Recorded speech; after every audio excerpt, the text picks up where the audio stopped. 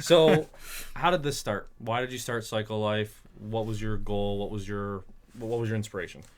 Psycho at the end of the day is all about giving back to the community, and that's how it originally started.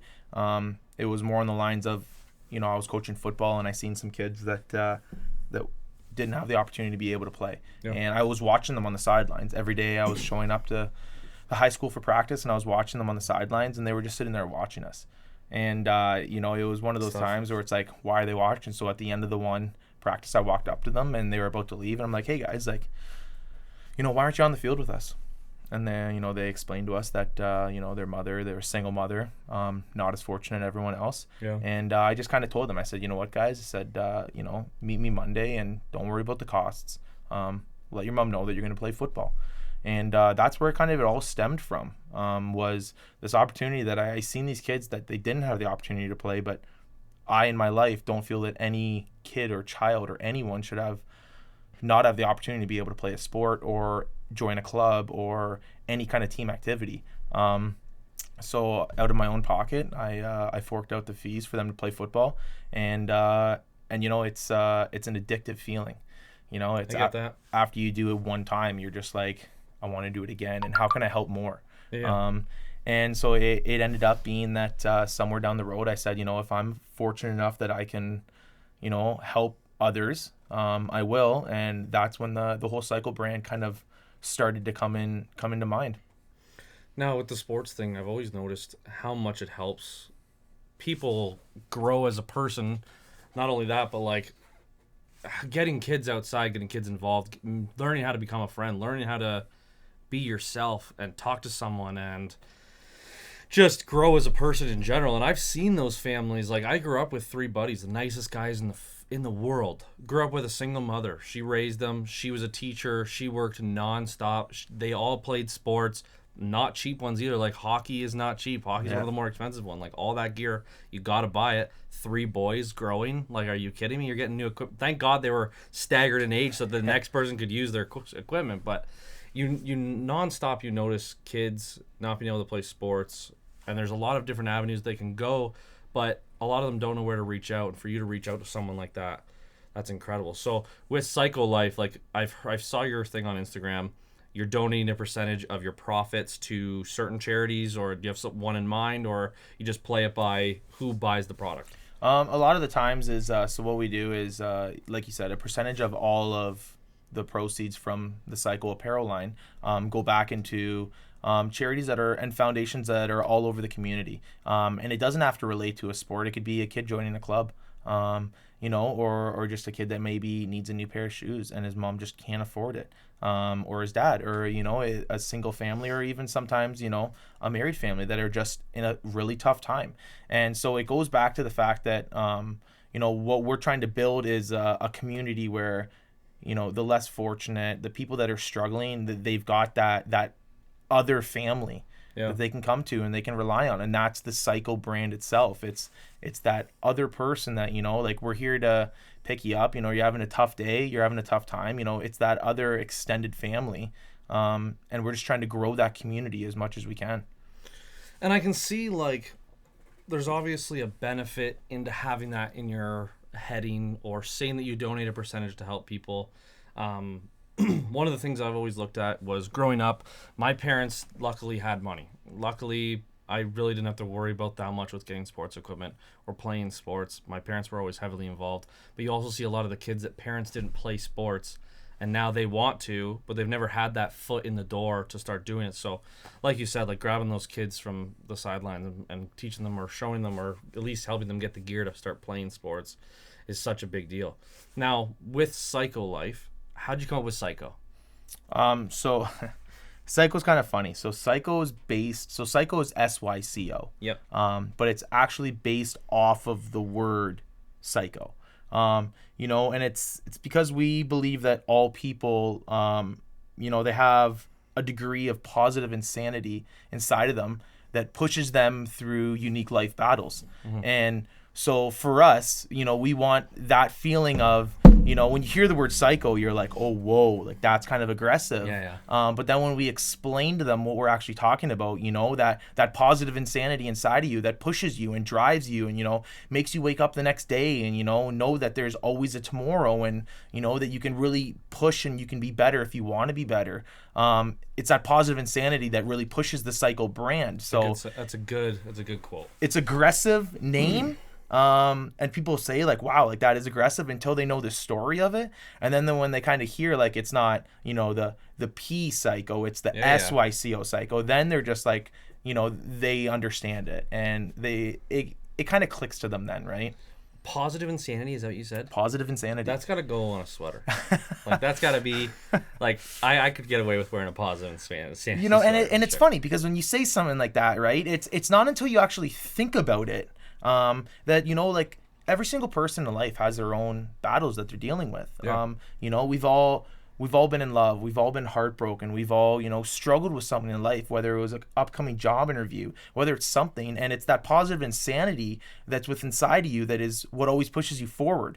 So, you know, like it's funny when you say that positive insanity, you kind of have to take a step back and actually think about what it means, and then what it means to every single individual person personally. Damn. Right? And it goes a long way because, like I said, everybody's got a story. Everybody. It doesn't matter if you're rich, if you're poor, you know, it doesn't matter what the case is. Everybody's got a story and everybody's got that positive insanity in them that drives them in everyday life battles. I get it.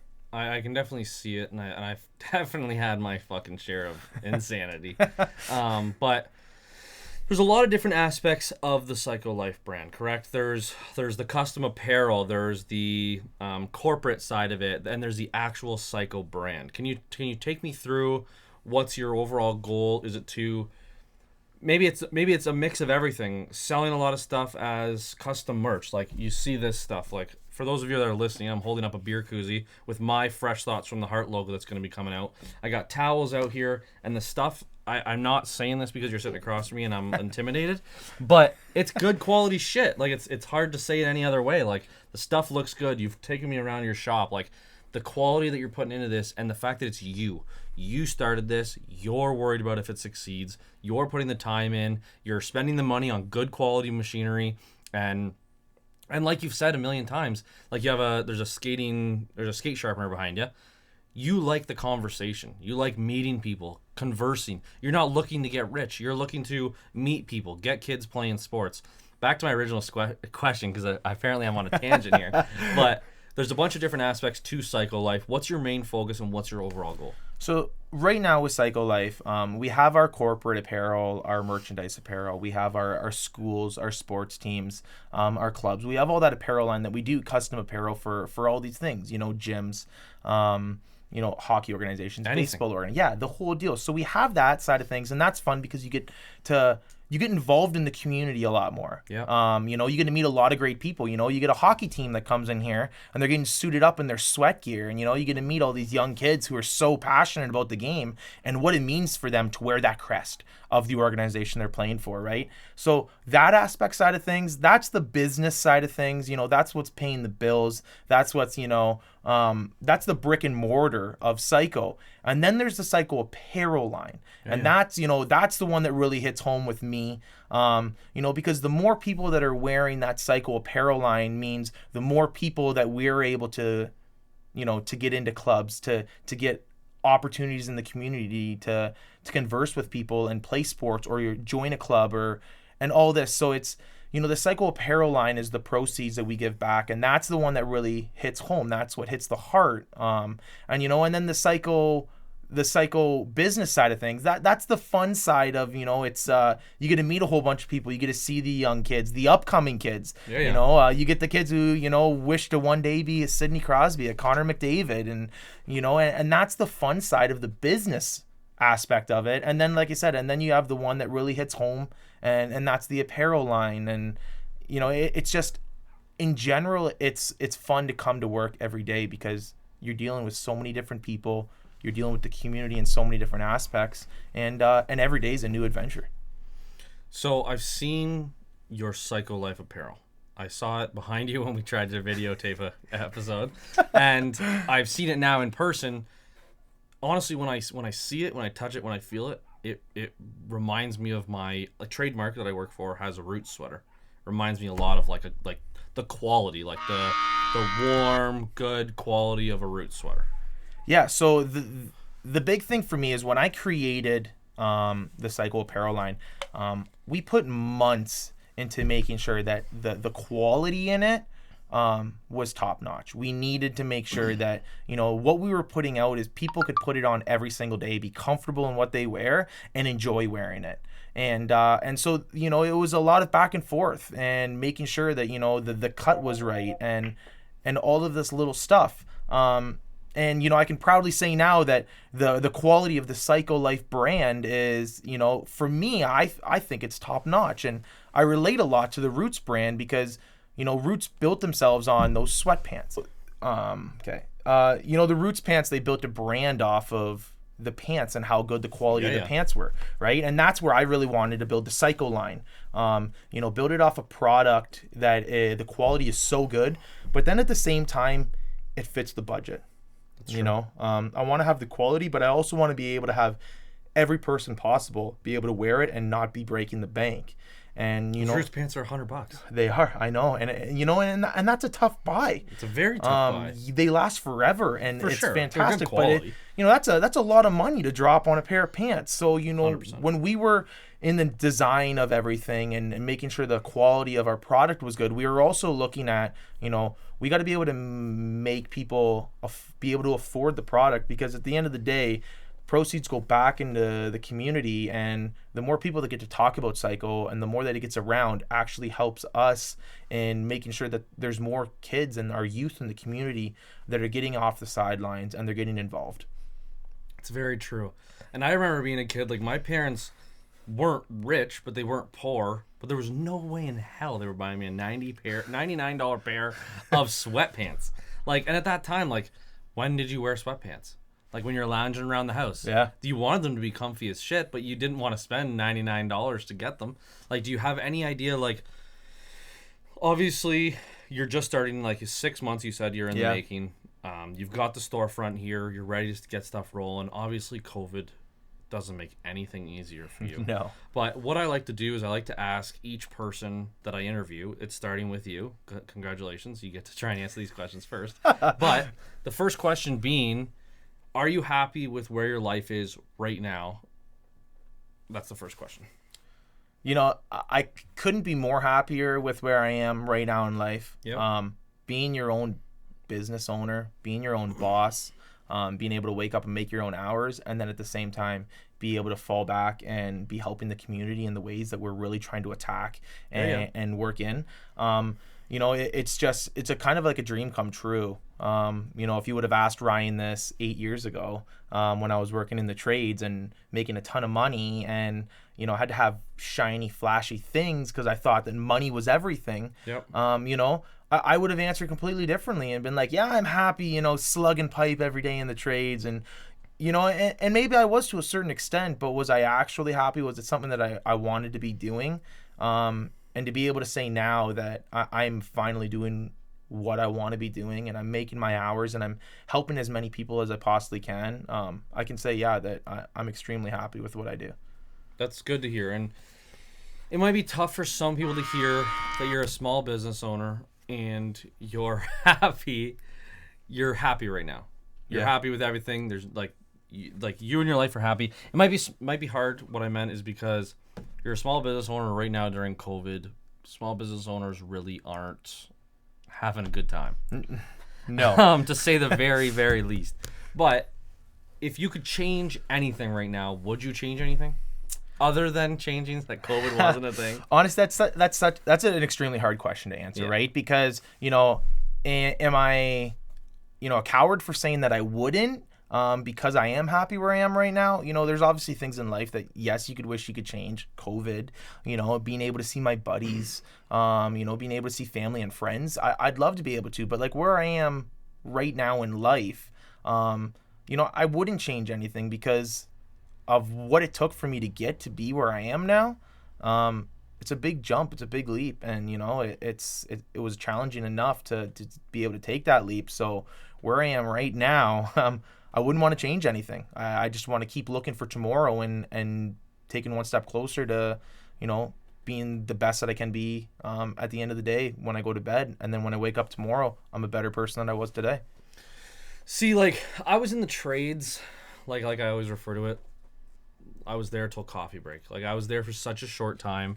I went to school for electrical engineer, got a job right out of college, started climbing silos and pulling wires straight up in the air. And I did still want to get licensed. I wanted to stay in the trade. I wanted to work hard. I wanted to be that person that was in a trade and busted his ass every day and proved what he earned. And I believe that it gave me, even in the short time, a lot of skills to help me push harder for the stuff I want now. Like, you worked in the industry. I know that fire equipment, the piping, isn't light. No. Especially to hold it above your head, getting it threaded in, doing all the bends, all that stuff, and it's got to be up to code, and it's got to be safe. And do you believe that being in the trade helped you with owning the business now? I'd say absolutely. You know, being in the trades, it makes you, well, being in any job, right? It makes you reliable. It makes you the person that wakes up every day. You show up, you're a hard worker, you get paid, and that's your job security, is being that person. Yeah. You know, and it's the same thing. It filters in when you become your own business owner too, right? You still have deadlines to make. You still have to be a good person to the community, because, you know, that one bad comment can really, you know, screw you over. 100%. You know, so like working in the trades, it's a lot like working in a team too, right? Because for me, when I was working in the trades, you know, I worked in fire suppression, so I put fire sprinkler systems in. So I was up in the rafters all day. But I had the electricians up in the rafters all day. I had the tin whackers up in the, you know, so we all had to be able to work together to get to an end goal. And it's the same thing with owning a business. You know, you have your deadlines you have to make. You have to be able to order the product. You have to be able to create the product. You have to be able to ship the product and make sure that it's done on time and to the quality that you expect and the customer expects it to be. So the trades for me was great because it taught me leadership. It taught me to be a better person, be on time, make sure the job's done properly. So on that aspect, it was fantastic. You know. And moving forward, I would never say anything bad about anybody getting into the trades, because it's a great option for a lot of people. Oh, absolutely, and it's a great future. 100%. You know, I just seem to think a lot of people look at it now because of the dollar. 100%. You know, and I was so focused on money. A tradesman, yeah, you make really good money, but you know, for me, it was you're up every day at 6 o'clock. You finish work at 4. You drive home. It's hard work. It's a hard-working job. And if you're lucky, you get done at the right time. Exactly. And if you're working out of town, you know, you all of a sudden, you know, you're an hour drive there, you're an hour drive back, your 9-hour work day. Now you're 11 hours into a day. You get home and you're exhausted, and you have to do it all over again the next day. And you know, for me, it was I loved the money. I was addicted to the money at the time. And, you know, I was young and I wanted to have all the toys. I wanted to have the Sea-Doos and the quads. And I wanted all that shiny stuff. And I didn't realize, it took a long time for me to realize that happiness in life isn't about the almighty dollar. It's actually about being happy with what you're doing. I used to argue people that to the core when I was so money hungry. Like, I was in school, I'm like, I'm going to get licensed. I'm going to start my own business. I'm going to be making 6 figures in 5 years. I'm going to start rolling. I'm going to be that person that so many people thought I wouldn't be, like, successful. And like in high school, I wasn't the smartest kid. I barely fucking paid attention. But I knew I was going to work hard and get licensed and start my own company. And it took a lot for me to not. I'm still working. I'm in sales. I'm a lot happier there than I was in the trade. I work my 9-to-5 job. I go home, I see my family, I have time to do other stuff. I don't work on the weekends to get overtime done. I'm not breaking my back to do the work I do. If you ask anyone, I'm definitely not breaking my back to do the work I'm doing. But I'm way happier. I get to do stuff like this. I get to do some of my own personal stuff in my free time when I happen to be out and about. My biggest thing was I always thought of the slogan, money doesn't make happiness. And I always answer people with, yes, it does. I want a boat. I can buy a boat if I have money, and I'm happy on that boat. Yeah. Then I started to realize, like, if I have no one with me on that boat or to show that boat off to, like the social media thing that we got talking about the other day, if I have no one to share that boat with, would I actually be happy? Like, it all came down to, I just want to gloat. I just want to show everything I have. Like, everything you see on social media nowadays, like when we were talking about the kids and how, I'm going to start getting on way too big of a tangent. You're not even going to know what question to answer of mine. But, like, when we talk about the kids nowadays, everything comes down to what you have.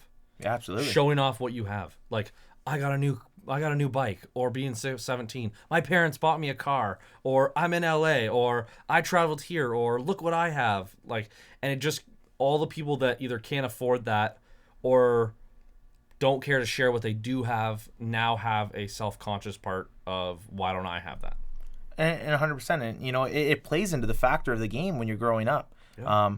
To get a good job, make lots of money so you can have all these things that, you know, you see that everyone else has on Instagram. You know, you want to travel. Well, you got to make money because you got to have vacation time. And, you know, it all filters down from the social media world. And, you know, I was a hook, line, and sinker. I was the same thing. I thought that I had to make a lot of money and have all these nice shiny things, you know, a big truck, you know, have the Sea-Doos, you know, be traveling the world and all this stuff. And I thought that was happiness. I really did. But when my body started screaming at me after 9 hours of working a day in the cold, and then in the rainy, and then in the hot, you know, as a fire suppression guy, you work at the top of a ceiling. So when you're in a brand new warehouse and you have the tin and the sun beating down on that tin, it's like working in an oven, right? So you're never in a nice situation. But I always thought that, you know, it was all about the almighty dollar. And it wasn't until I found out that happiness wasn't about the dollar, that it was actually about the little things in life that make you smile, that make you wake up the next day, that you think about, that, you know, when you stop caring about what you post on social media, and when you stop caring about, you know, do I need to have $1 million by the time I'm 30? When you stop thinking about all that and you start thinking about what actually makes you happy, you know, for me in my life, you know, me and my girlfriend taking our dogs out on a hike, you know, just our dogs in general, you know, like that's such a happy component of our life. You know, for me now, working what I'm doing now and working with the public and coaching hockey, and I have all these awesome opportunities because I decided to walk away from the 6-figure lifestyle and just live the lifestyle of doing what you do and don't be so worried about what everyone else thinks. Exactly. Fuck, man. That held me down for so long. Like, even starting this podcast, like, when COVID first started, you just sit around with your thoughts. Like, I wasn't working. I was laid off for like 3 months. A lot of people weren't, but also a lot of people were. And it was that time where you sat there and you're like, am I happy with what I'm doing? I was happy with my job. I was happy. I love my fiance, obviously, or I wouldn't be getting married. But I was happy with a lot of things in my life, but I was also so afraid of what everyone else would think about my decisions that it stopped me from making those decisions. Then I started to realize, every time I'm with friends and we're doing something, regardless if it's paintballing or we're out in our vehicles or we rent a cottage for the weekend, it wasn't the things like renting a Sea-Doo that made us happy. It was watching the other people be happy on the Sea-Doo. Like, or being with each other. Exactly. Sitting around the fire, shooting the shit, being jack-offs was way funner than showing off whatever new thing I had that week, or look what I got paid, or talking about your wages, or trying to show off that you're better than the people that you're around. Just was so exhausting. And as soon as I could get that mentality out of, I don't care what anyone thinks of who I am as long as I'm happy with who I am, I was way farther ahead. I'll tell you, it was crazy when I walked away from the trades. So many people looked at me like, are you nuts? You know, you're living a healthy lifestyle. You're making a good amount of money. What are you doing walking away from a pension and benefits and all this stuff, right? And people looked at me like I was crazy, you know? And it comes down to, you know, the mental health of somebody.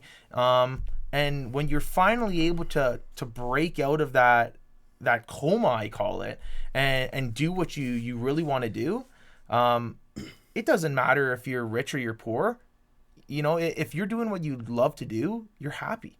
100%. You know, money does not create happiness. It really doesn't. Money creates greed.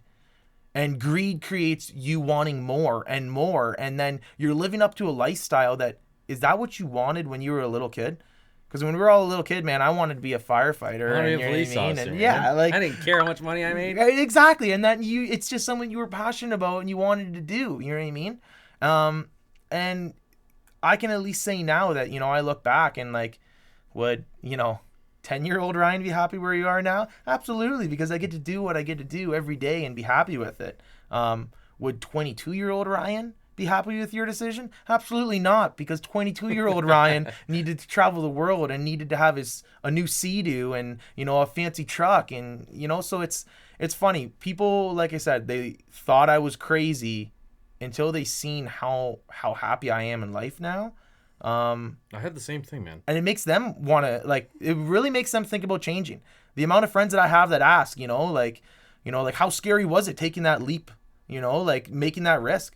Man, it's terrifying as can be. Yeah. You got bills to pay. You throw everything away. You know what I mean? And you're living a high lifestyle too. That's the crazy thing. When you live that high lifestyle, you have to keep up to it. You have to make them enough money. So now all of a sudden, you don't want to live that lifestyle anymore because you want to do something you want to pursue. Well, you have to be ready to give up. That lifestyle too. Yeah. Well, you have to be ready to give up a lot of things.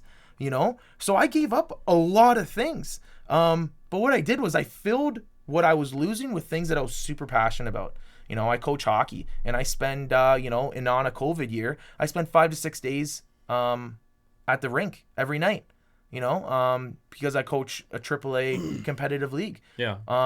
So it's, and I'm... Is it Junior Rangers? So I coach the U18 Junior Rangers AAA. That's sick. And it's something that I'm so passionate about, but I would have never been able to do something like that or coach that high of a level when you're working your job in the trades and you're there and you don't know what time you're getting home because traffic on the 401 coming home from Toronto, you could be sitting in gridlock for 4 hours. In a work van that has no AC. Exactly. Right? Terrible. And your partner is smoking more darts than you could ever imagine. Yeah. You know what I mean? Because he wants to get home as bad as you do. Non-stop. Right? So it's, like I said, the leap is absolutely terrifying. For sure it is. But when you figure it out and when you're okay with giving things up for things that you're passionate and you love, that's when I always say, that's when you really figure it out. Well, with the Junior Rangers, I was a goalie. So if you ever need someone to help train goalie. them, I'll help them. I'm just kidding. I was fucking terrible. I played house league hockey. I wasn't terrible, but I wasn't But it doesn't matter. It's all about just playing the sport, right? I just bought all new equipment to start playing again. Come on. Oh yeah, put a rink in the backyard. But I haven't put on the goalie gear. Do you still have it? Oh yeah, I've got all my Vaughn. All my Vaughn gear. 50 by 100 rink in the farmer's field beside our house. Come on. We did 50 by 30 this year, and we're doing 60 by 100 next year. And we're doing an ice rink oval around it, so to do speed skating King of the Hill style. So whoever makes it fastest around the rink. I'll tell you this much: I will not strap on the goalie gear. No. I am strictly player now. Really? Those goalie days, those are behind me, man. I had fun, but my growing, it could not take another day of being a goalie. I threw on the pads when I got them because it was a great workout. People don't understand. Yes, the goalie stands there a lot of the game. Well, potentially could be half of it. Yeah, just standing there. But when you're playing, it's up, down, up, down. Yeah, up, go down, up and down, three times in a row. Yeah, with all that gear on. Exactly. Yeah. So I get out there and I'm like, man, I haven't played this in so long. And I go up, down once and I'm like, what was I thinking buying this equipment again?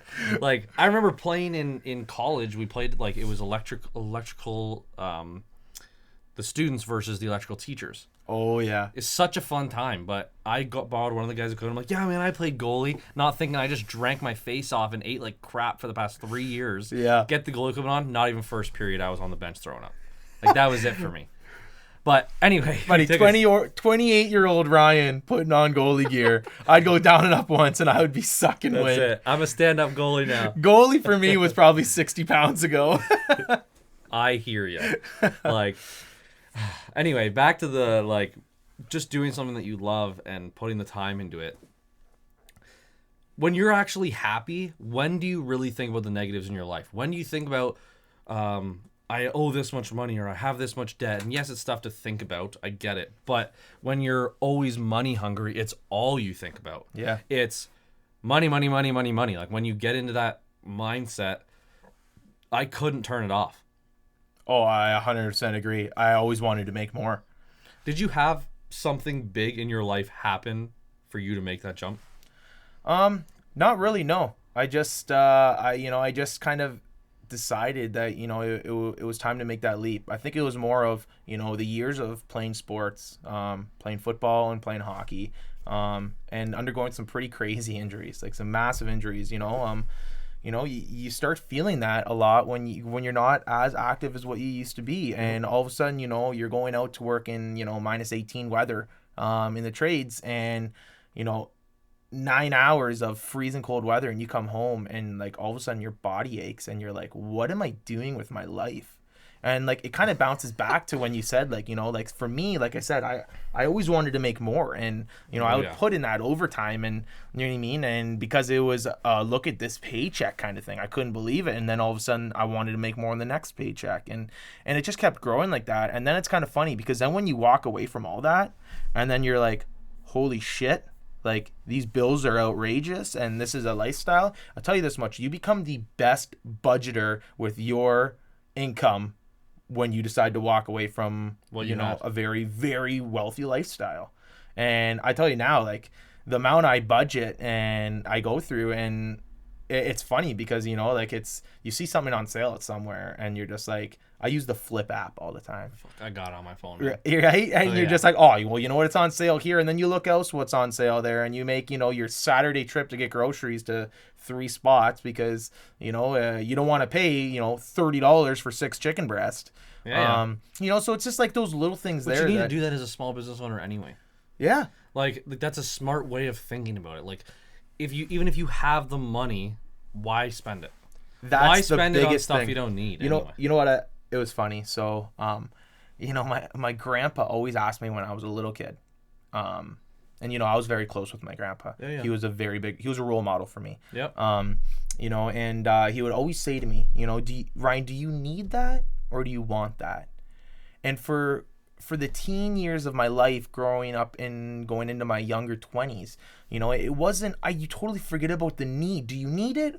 Or is it just all wants? Man. It's wants, you know what I mean? And So when you're wants. making that kind of money, it's that simple. Like, I want that, and you buy it, and then you put it on a credit card, and then and you pay it off when you pay it off, and then you want something else, and you want it, and you buy it, and it's just so consistent. And do you know how many wants are in my garage right now that I look at every time I'm out there, and I'm like, why did I want that? Right? So like I really live off that motto now, right? Like, is it something that I want, or is it something that I need, or is it something that I could build up to buy? Yes. Right? Like my biggest thing was like, I have the money, I want it, I'm buying it now. Yeah. Like not a waiter. Yeah, like, why think about it? What?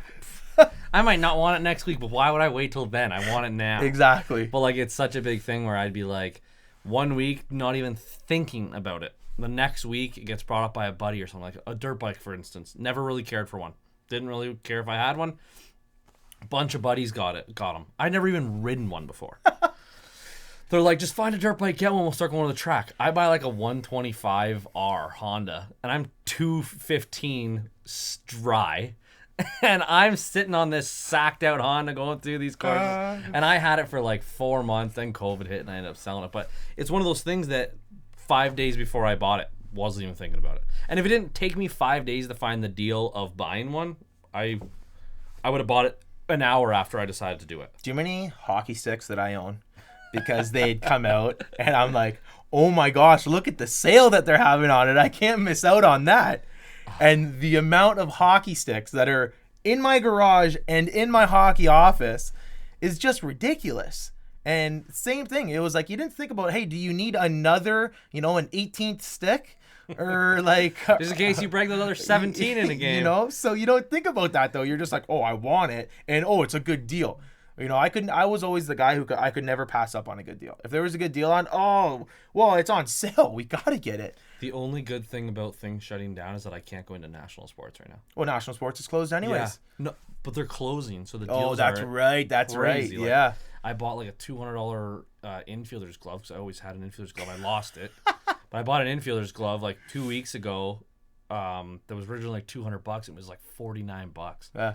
It was just like, I'm not even playing baseball right now. Yeah, but I just signed up for a gotta have co-ed her. league. You gotta have and the her. 11.5-inch fucking glove ain't catching a softball. Yeah.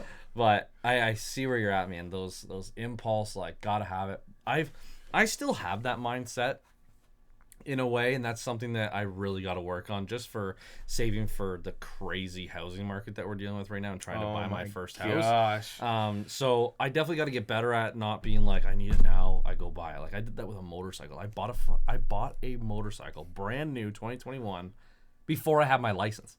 Like I bought it, and I'm like, you can just sit in the garage for 3 months until I get my license. Yo, I know something funny is it's so funny you say that because I just went through this phase. I don't know why. I don't have my M1. I don't have any kind of motorcycle license, but I went through this phase, and I kept saying to my girlfriend, I'm like, you know what, Kayla, like, I want to buy a bike. And she's like, why? I mean, like, your bicycle hangs in the garage in the rafters. You don't even ride that. I gotta pedal that one. I'm like, yeah, but like, I want to buy a bike. And, you know, it probably stems on the fact that I was in the middle of watching Sons of Anarchy, and are those guys cool or what, right? But so, like... So I see it as like, yeah, so I'm like, I want to buy a bike. So, of course, I start researching. And, you know, then it gets late at night. And it's like 11:30 at night. And you finish an episode of Sons of Anarchy. And then you're Googling, like, hey, what kind of bike does Jack's Telluride? And then all of a sudden, you know, you're on Facebook buy and sell because, oh, I bet you somebody's selling a used one. And the next thing you know, I'm on the Apex website. I'm looking at a 2021 Indian bike. Bobber? Yeah. Oh, those are sick. So, and then I'm saying to my girlfriend the next day, I'm like, Kayla, it's only like 12.5 grand. Only. I need it. You know what I mean? As I'm a small business owner in the middle of COVID, in a shutdown, I'm like, it just makes sense. How many times do you bring yourself to that cliff and then walk yourself back? Oh, all the in time like now. An hour. All the time now. I'm in the middle of it right now, okay? So I'll be honest. My big thing right now is I want to buy a utility trailer. Okay. I want to buy an enclosed trailer because I've got some events that are going to be coming up. When COVID is done, I've got some events with Syco, you know, that we want to get out to, and we're going to be sponsoring and all that. So I want to get out there, and I want to get a trailer, decal it out, and you know, going up and down the 401, it just 100%. Gets a brand. So I'm on Facebook buy and sell, and I'm on Auto Trader, and I'm on the websites, Miska Trailers, looking at all these things, and you know, and I'm just like, holy crap! Like they're it's not like cheap, especially enclosed, $10,500, and I'm just like, you know, like how bad do I need that trailer? And, you know, and then I started thinking to myself. So then that's when I'm really starting to work on it now. Like I bring myself off the cliff of what do I have to do here at Syco to be able to afford that trailer in 3 months. Yeah.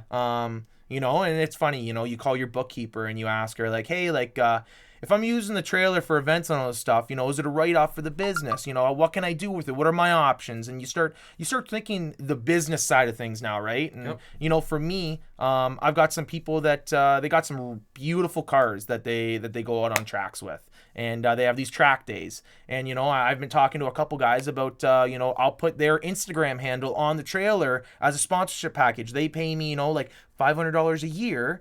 And they've got their name going up and down the 401 every day. Let's talk about what's next for you. Like, obviously, you're going to get rolling. This is going to be a storefront. People can come in here with, like, no agenda, and you can help them design a plan. Yeah, absolutely. And like I said, we're taking on new customers and companies and corporations all the time. You know, and we're happy to, you know, make what needs to be fit in there, you know, whether it's their budget or what they're like specifically looking for. We do our best to make sure that they're happy when they walk away. Well, if anyone needs a golf towel, if you're listening, I just held up a Heart2Heart golf towel that he had made for me, and the quality is like, I don't understand how you print them on these. Like, I always, whenever I saw a golf towel or something with an image on it, I was so confused to how they got it on there. And then you showed me that really cheap machine you have back there that does it for you, like $60,000. But they look amazing. Like the quality is awesome. Like, obviously you're doing golf towels, you got water bottles, you have a laser engraving machine that does like charcuterie boards, and like, I'm definitely gonna be bringing you. I got a slab of wood. I'm gonna get everyone to sign for my wedding. Yeah, that's wicked. Get you to laser engrave our names and the date on it and stuff. But so, like I was saying, yeah. You want to keep doing the customization stuff. Someone can just walk in here with a logo and be like, I want some apparel for my customers or a giveaway, and you can help them go through all that. Let's do it. Exactly. That's exactly it. You know, you come in with an idea, and then what we like to do is bring your idea to life, make it happen. and it's fun too, right? Some people already know what they want to come in and they order, and it's straight down to the business. And then some other people, like they want some expertise in the art department. So we get our art department, to come up with some cool designs for them, and we just take it step by step with proofs, and then you come out with your final result. And if you're not happy, like your wife chose to put this color in the background. Yeah.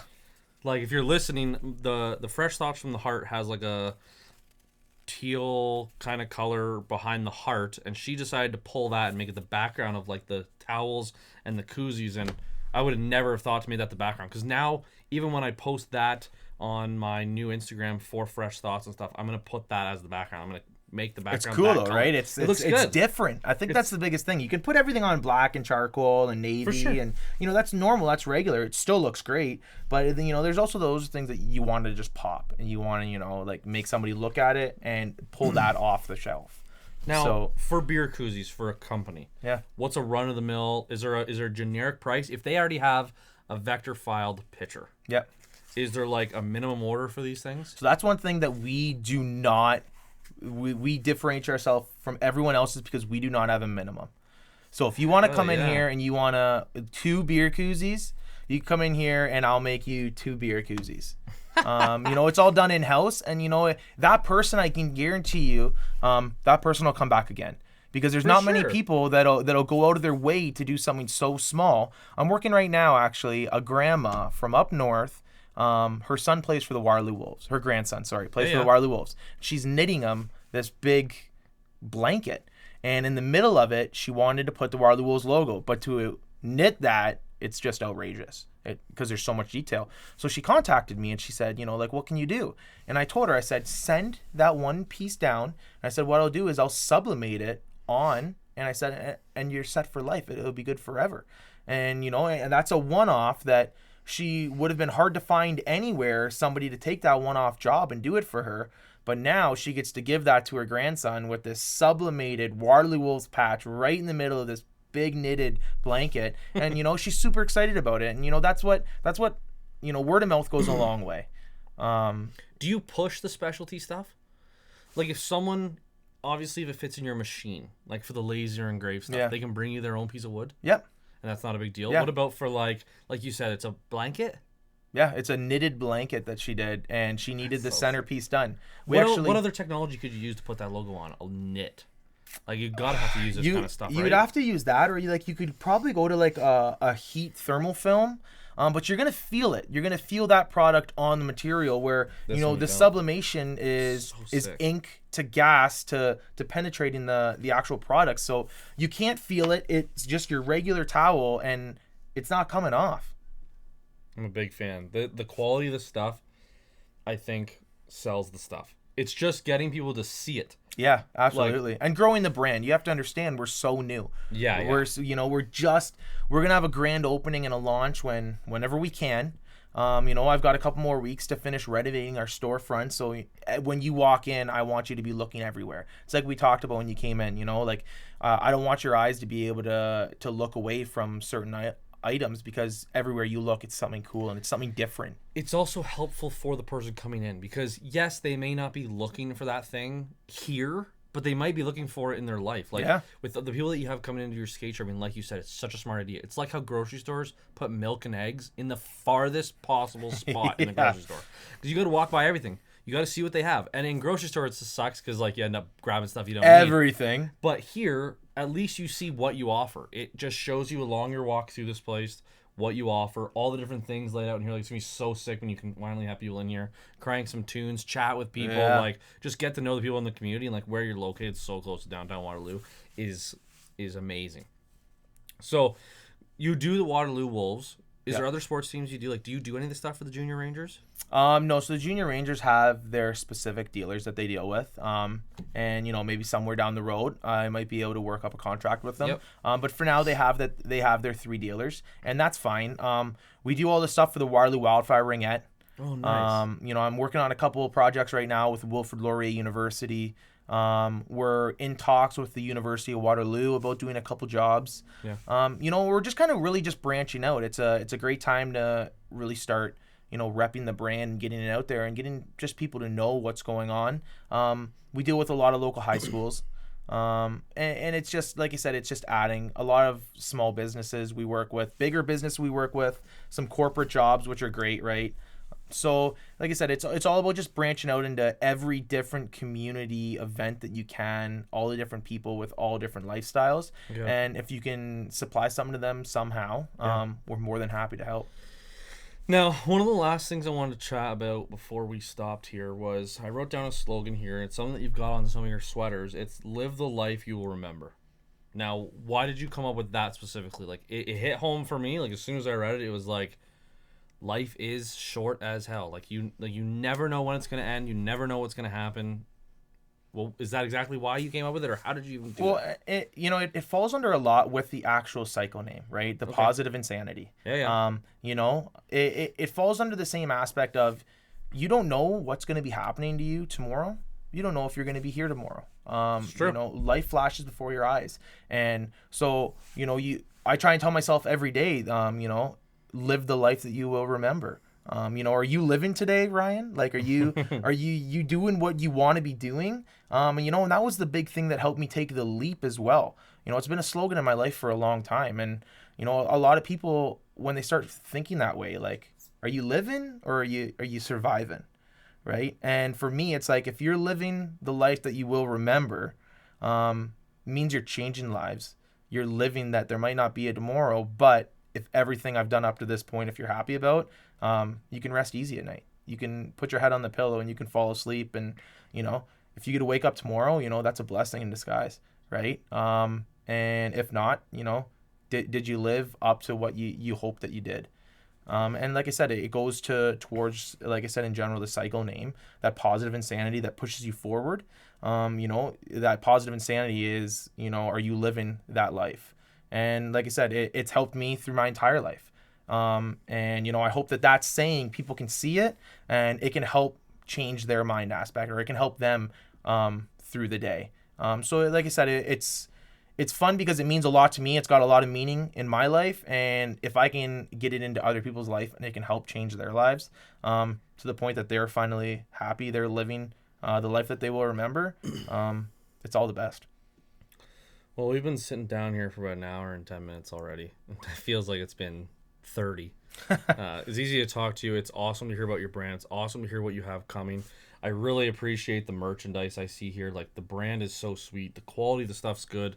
I'm not just saying this because you gave me free stuff.